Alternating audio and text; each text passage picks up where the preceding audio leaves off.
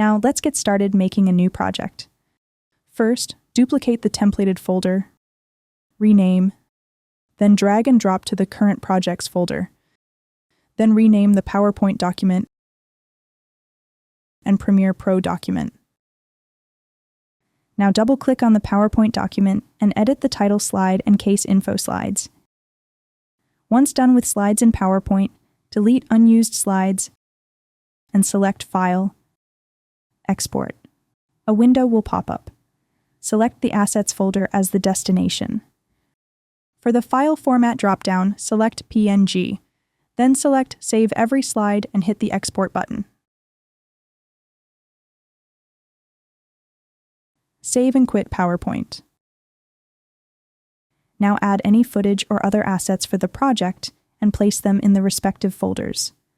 Next, double-click the Premiere Pro document to open the project.